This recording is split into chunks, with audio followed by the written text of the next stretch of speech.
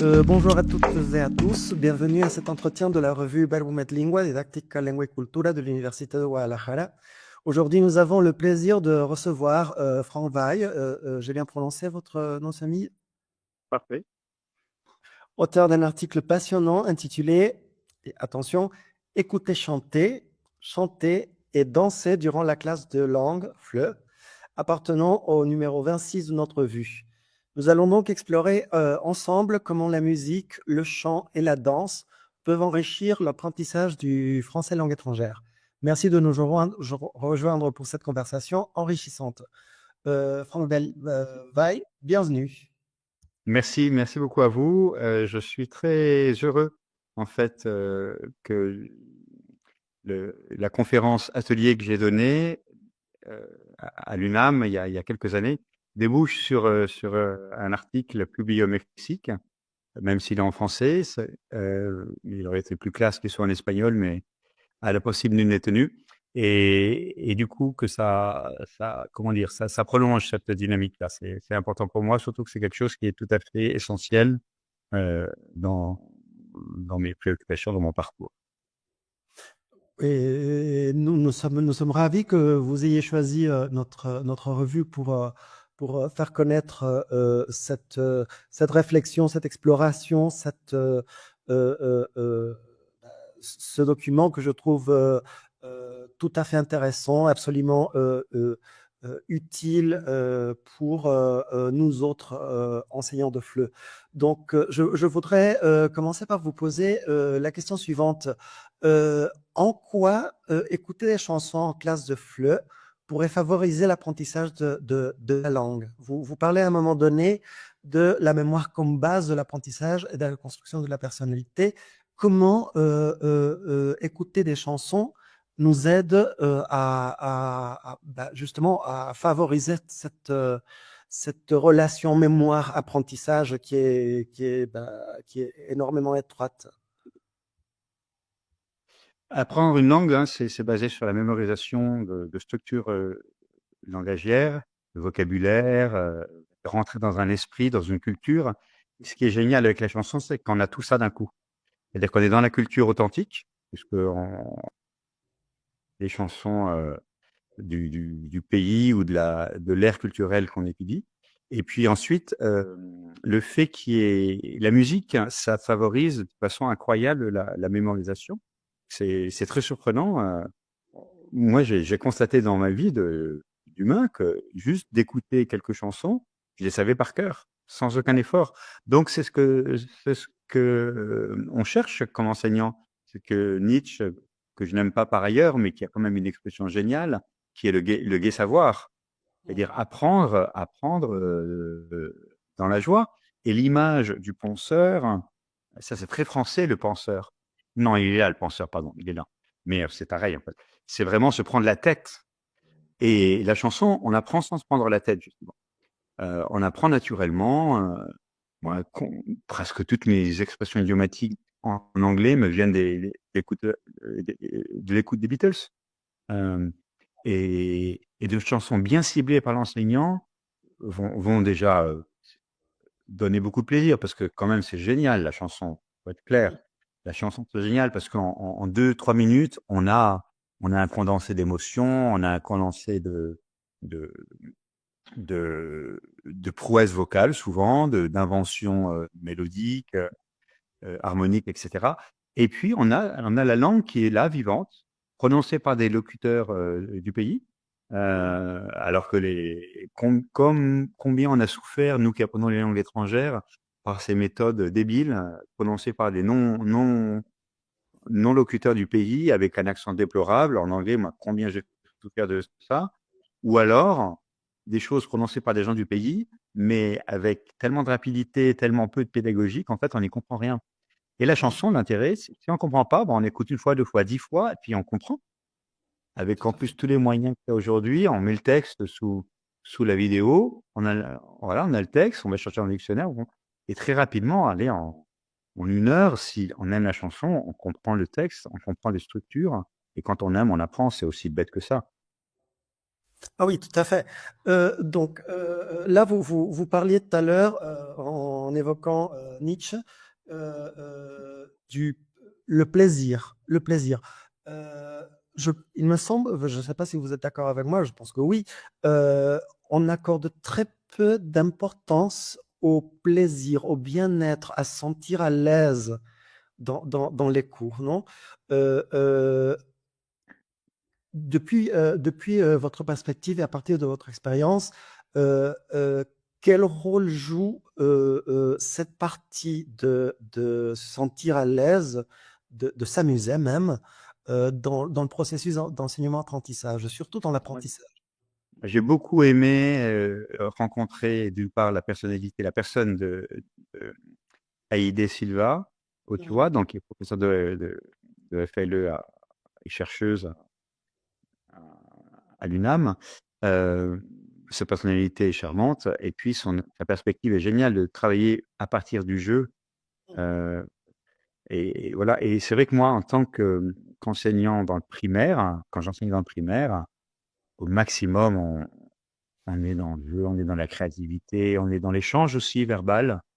Euh, et quelque part, c'est ce que j'ai expliqué à mes élèves de CM2 dernièrement, c'est que parler c'est plutôt plaisant, hein. C'était la grande façon d'enseigner il n'y a pas si longtemps. La technique se faisait par échange.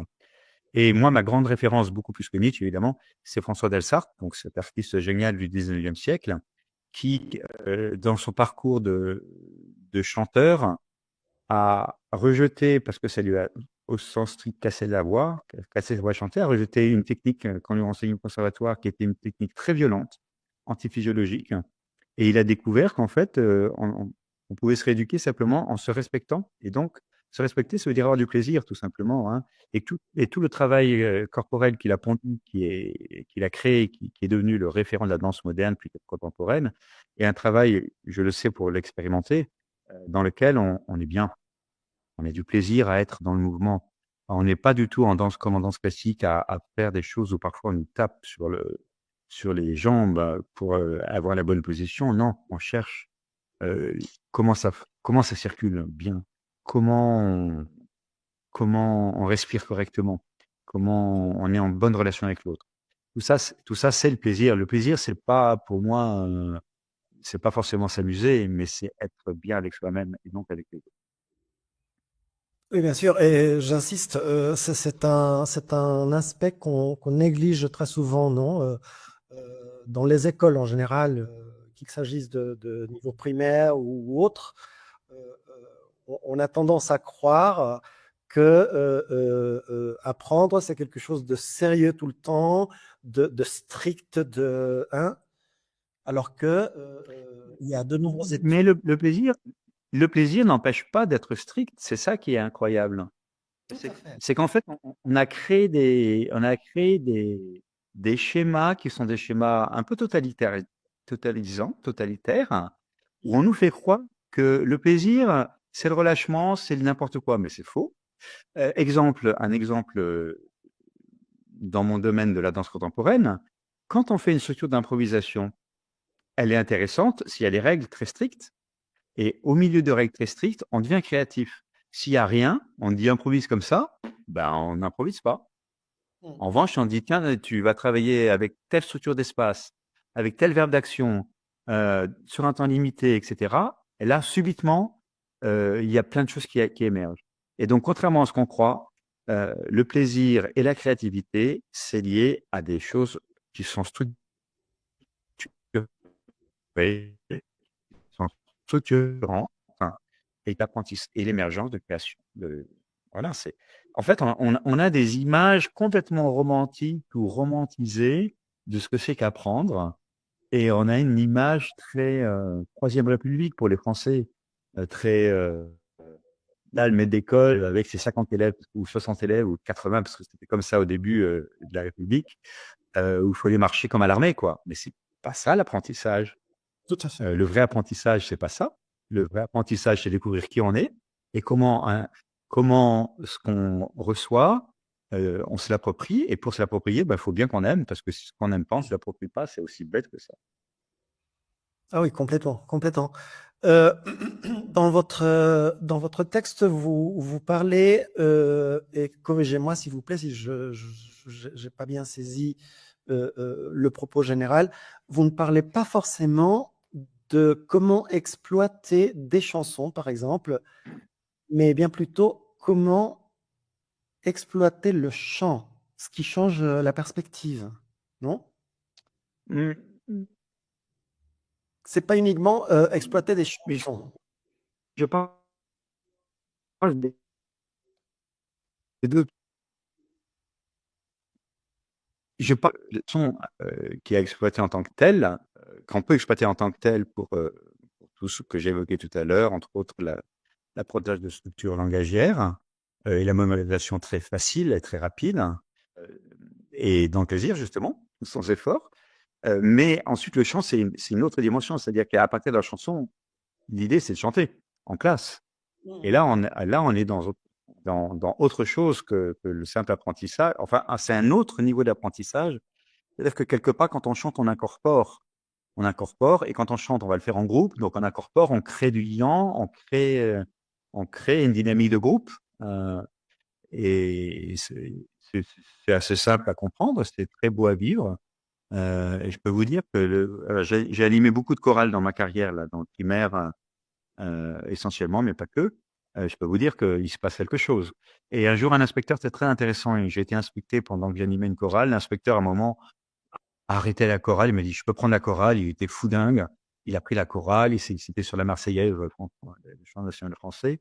Il était vraiment fou dingue. Non, c'était pas le chant national français, c'était sur l'hymne européen. Et à la fin, il m'a dit, mais c'est très important parce que ça donne à ces élèves qui viennent de plein d'horizons différents une identité commune. Ils ont chanté quelque chose en commun, ils ont une mémoire commune. Et ils se construisent dans leur personnalité d'identité de groupe, d'identité nationale, on va dire, ou locale, à partir d'expériences comme ça. C'est très, très important. Et quand on apprend une langue commune, si on chante ensemble dans cette langue, on va faire une expérience commune dans cette langue et sans aller à l'étranger, sans aller dans le pays. Et ça marque, c'est un repère essentiel dans tout ce qui marque sa structure la mémoire, puis sa structure l'identité. Et donc avoir une identité dans une langue qu'on apprend, bah, quoi de mieux? Bien sûr. Vous mentionnez dans votre article que, par exemple, la chanson, le chant, nous permet de travailler énormément d'aspects, non seulement linguistiques, mais culturels aussi, non? Qui vont de la phonétique au vocabulaire, etc., etc. Euh, que diriez-vous, quel conseil donneriez-vous aux enseignants qui ont quand même un peu de réticence ou qui montrent un peu de réticence à l'utilisation des chansons et du chant dans les cours de langue, par exemple? Parce que Je sais pas si j'ai des conseils à donner, mais il me semble que l'enseignant aussi, il faut qu'il soit dans le même positionnement que l'élève, c'est-à-dire qu'il ait du plaisir. Donc, il parte de choses qu'il aime et qu'à partir de là, il construise une séance et puis il va voir que ça va marcher. Donc, choisir une chanson qu'il aime, tout simplement. Et puis construire à partir de ça. C'est assez simple, en fait. Partir de soi, partir de ce qu'on aime.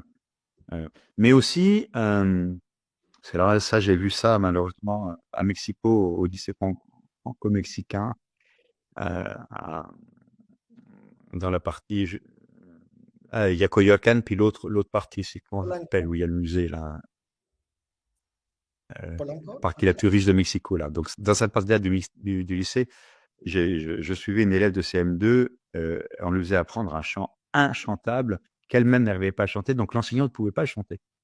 Ah, d'accord. Donc, par définition. Donc, il faut partir de choses super. Si on n'est pas à l'aise, on part de choses hyper basiques et se dire, si on est enseignant, bah, j'apprends moi aussi. Donc, moi, par exemple, quand j'apprends des chants pour la chorale, évidemment, il faut que je puisse les chanter puisque je vais les transmettre. Et donc, je passe du temps à la maison avec ma guitare ou avec mon clavier ou en écoutant la chanson à chanter. Puis ça fait du bien. Ça fait du bien. Et puis, du coup, on découvre qu'on peut plus qu'on ne le croit. Souvent, on peut plus qu'on ne le croit. Souvent, on a des appréhensions pour X raisons. Pourquoi? Parce que la voix, c'est quand même notre identité profonde. Ça nous révèle. euh, quand on est cassé intérieurement, on a la voix cassée. Euh, ça nous révèle. Et donc, oui, on peut avoir de la réticence à chanter devant le public. Puis parfois, ça crée des réactions étranges. Moi, je sais qu'une fois, devant une classe, je faisais un remplacement d'une journée et donc je leur chante un chant parce qu'il s'agissait d'aller vite à l'essentiel. Et la moitié de la classe s'est mise à rigoler. Puis moi, j'ai tenu mon truc. Puis ensuite, ils sont calmés et puis on est rentré dans l'apprentissage. C'est-à-dire que oui, ça crée un truc, souvent, c'est tellement inhabituel que Oui, il faut récupérer le groupe. Parce que le chant ben c'est ce qu'on disait tout à l'heure. Apprendre, c'est sérieux. Donc le chant, c'est pas sérieux officiellement. Donc c'est pas apprendre. Donc subitement, l'élève se croit en récréation. Mais non, non, non. Moi, je peux vous dire qu'en chorale, il m'est arrivé d'avoir eu 5 classes ensemble en chorale, je peux vous dire que je les tenais, les gamins, hein, parce que 5 classes, ça dure environ 120 élèves. Si ça part dans tous les sens, ah c'est oui, irrattrapable. oui, oui. Et, euh, et, et donc, c'est une posture d'enseignant que j'aime beaucoup parce que ça oblige à être dans une position pas autoritaire, mais de grande rigueur, parce on peut jamais faire n'importe quoi comme enseignant, mais alors là, moins que jamais. Quand on a 120 élèves face à soi, l'enjeu est fort. Et, euh, et donc, moi, je dirais ça, c'est-à-dire partir de choses simples, de choses qu'on aime, de choses qu'on maîtrise. Rien faire si on ne le maîtrise pas. C'est casse-gueule. Vraiment, c'est casse-gueule. Euh, et puis voilà, mais des chants simples, il y en a. Puis la chanson française, partout dans le monde, hein, mais à des chants simples, parfois bêtes, parfois marrants, tout en étant simples. Il est laid le bidet, il est beau le lavabo. Ok, c'est débile, mais on a acquis quelques petits mots, deux adjectifs, deux mots, un truc marrant, une sorte, on rentre dans une sorte d'ironie à la française, d'absurde à la française, qui est très caractéristique de notre culture. Et donc, avec ce petit truc tout débile, hop, ça y est, on a saisi quelque chose de la langue, on a saisi quelque chose de l'esprit du pays, on a un peu de vocabulaire, on n'oubliera jamais tellement c'est débile. Et voilà. Maintenant que vous parliez de chansons, de s'amuser, etc., dans votre article, vous mentionnez une chanson que j'ai apprise il y a plus de 30 ans. Il y a plus de 30 ans que je l'ai apprise, c'est V'là le bon vent, non? Ah, voilà le bon vin, oui. Je vous dis, ça fait plus de 30 ans que j'ai travaillé avec enfin, cette chanson en classe et je l'ai toujours à l'esprit. Au moins le refrain, je l'oublierai jamais. Donc, en Ah, effet, vous l'avez travaillé comme apprenant. oui, Comme apprenant, comme apprenant, oui, c'est oui. ça. Donc, Ouais, ouais.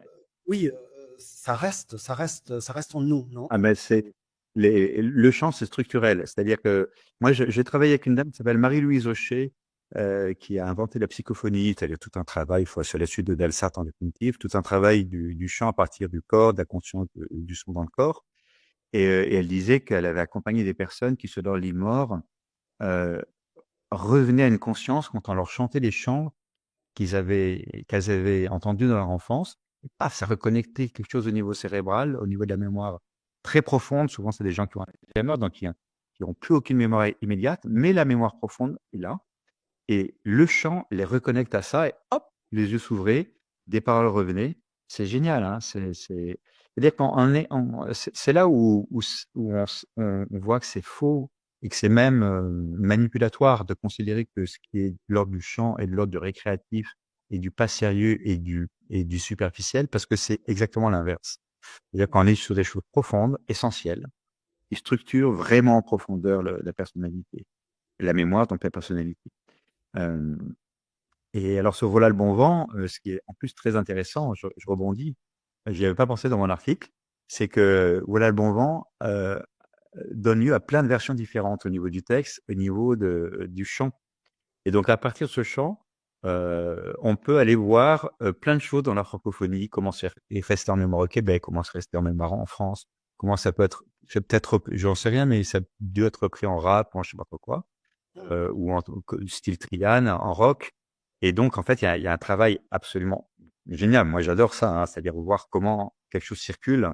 Là, je suis en train de travailler sur Benjamin Mucho à titre personnel et je connaissais la version des Beatles.